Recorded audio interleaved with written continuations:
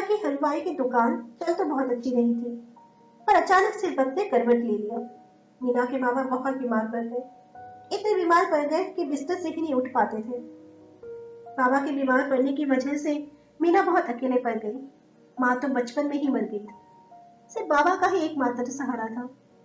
मीना की हाल ही में शादी तय हुई थी। बाबा ने लड़के वालों से वादा किया था कि दहेज में एक कार, एक बड़ी अलमारी, एक बड़ी पलंग, 100 तोला सोना और नगद 5 लाख रुपए देंगे। मगर हाय रे मीना की किस्मत, बाबा के इलाज में इतने पैसे खर्च हो गए थे कि अब दहेज के लिए पैसे ही नहीं बचे थे। लड़के वालों ने मीना की हालत पर जरा सा भी तरस दिखाया। बिना कुछ बताए लड़की की शादी कहीं और कर दी। पता चलने पर मीना छुप छुप कर बहुत रोई। पर अब क्या करती, जिंदगी तो जीनी है, भले ही अकेले क्यों नहीं। मीना हर सुबह उठती, दुकान जाती। मीना को अकेले देख कहीं लोग छेड़ भी जाते। फिर भी मीना ने ठान लिया था कि हार न मानेगी। एक दिन बड़े जोरों से बारिश हो रही थी। मीना किसी खरीदार के आने का इंतजार कर रही थी, पर कोई खरीदार न आया। पर एक सीधा साधा दिखने वाला, पुराने मैले कपड़ों में एक सुंदर सा नौजवान बारिश से बचने के लिए उसके दुकान के छत के नीचे आकर खड़ा हो गया। वह मीना की दुकान की मिठाइयों की तरफ ऐसे देख रहा था कि जैसे मानो जमाने से भूखा हो। उसने मीना से कुछ खाने के लिए मांगा, मगर मीना ने गुस्से में उसे धटकार दिया। फिर न जाने क्यों मीना को उस पर तरस आ गया।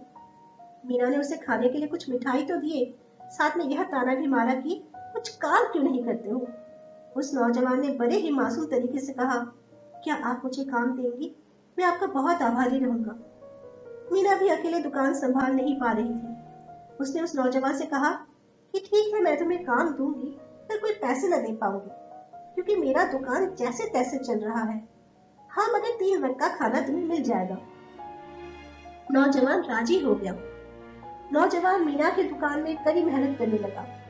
जो लोग मीना को छेड़ जाते थे, अब वह मीना के दुकान के आसपास भी न भटकते थे। दुकान की कमाई बड़ी तेजी से बढ़ने लगी। बाबा का इलाज भी ठीक से होने लगा। देखते देखते बाबा भी ठीक होने लगे। नौजवान और मीना साथ में काम करते करते एक दूसरे के काफी करीब आ गए थे। साथ में हंसते, खिलखिलाते और मिठाई बनाते। मीना की दुकान का नाम इतना फैल गया था कि दूर दूर से लोग मिठाई खरीदने आने लगे थे। मीना की कामयाबी को देख उसके लिए अच्छे और ऊंचे घरों से रिश्ते आने लगे थे। एक रिश्ता उसके बाबा को पसंद भी आ गया और मीना की शादी एक अच्छे और ऊंचे घर में तय हो गई। मीना न जाने क्यों खुश नहीं हो पा रही थी, मगर वह मना भी करती तो कैसे करती, आखिर अपने बाबा से इतना प्यार जो करती थी। डर से मानो मीना का सीना फटा जा रहा था।